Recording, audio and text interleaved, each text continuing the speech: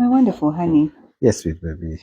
Many people when they start their relationships Yes. and sometimes before they get married, there's a Mhm. struggle. Yeah. Sometimes they don't have money, they don't have much to start with. Mm-hmm. All they say is that love is enough for us. Mm-hmm. And you find many, maybe a few years, even 10, 20 years after marriage, Mm-hmm. now they're doing well Mm-hmm. and their needs evolve. They Mm-hmm. change, they grow, Mm-hmm. and they could feel very discontent with the person that they married Mm-hmm. because they feel now they have choices. Mm-hmm. What is the answer for a couple like that? Because it happens to both men and women. Yeah. Yeah. Wow, that's an interesting one. In my counseling experiences, Mm.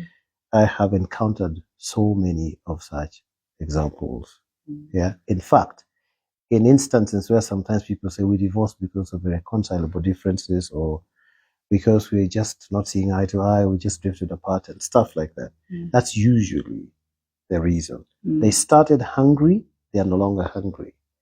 They started without influence, now they're influential.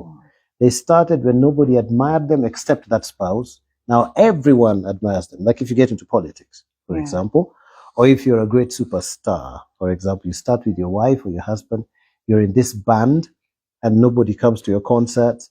Then after some time, the whole world wants a piece of you. Yeah. And you're still with this little girl, you see. Now, let's just break it down for people to understand.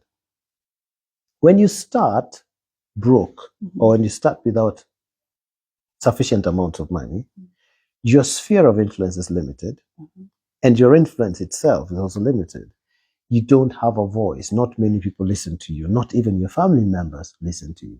Yeah? Yeah. So you stick with this spouse of yours and then you work. By the grace of God, you make some money for yourself and your sphere of influence expands. And then you start having a voice. The family members are listening because you have financial muscles now. Okay? The woman is dressing much better. She's meeting more people in the business excursions or whatever she does out there. Yeah. Maybe at her office. The MD, the managing director, is actually one of the people that she might find quite nice with leadership skills and stuff. And the same applies to men. Yeah. So this is what makes people start feeling discontent. They start thinking, I made a mistake. I chose the wrong person. Some actually say, I should have waited. That waiting is good, but you can't wait forever. You need to make a decision. If you want to get married, marry. Okay? So because of lack of training and because of lack of preparation for success, remember, if it's going to rain, prepare. Seal the leakages on your roof. Get umbrellas. Prepare.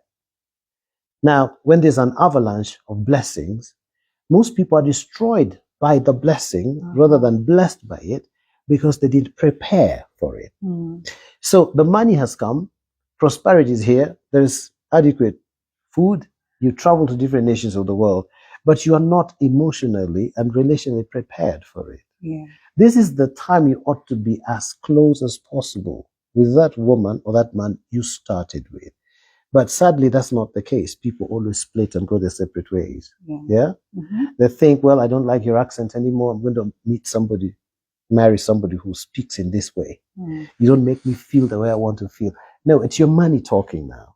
That nature of unfaithfulness or that nature of lack of fidelity and stickability was always with you. So money is telling you that now you can rebel because you have a voice. You've got to be trained to know how to handle abundance when it comes. That abundance is you being given greater authority and more tools to serve humanity, not to hurt humanity.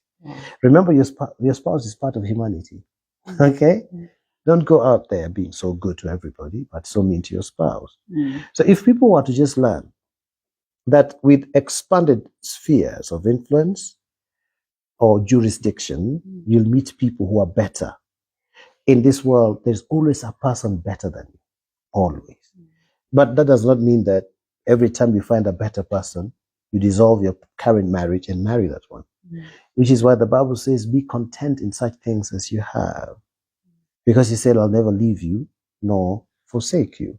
The Bible also says, godliness with contentment is great gain. So we need to learn. We need to go to the school of contentment so that we get great gain, not loss. Yeah. We need to go to the school of being satisfied, being content in little things, so that big things don't move us. Yeah. Okay? Wow. If a person becomes a politician, they just have a greater responsibility to serve. That's not reason or license to dissolve a relationship or mess up with a marriage and stuff like that. Yeah. Yeah. Oh, that's such great help.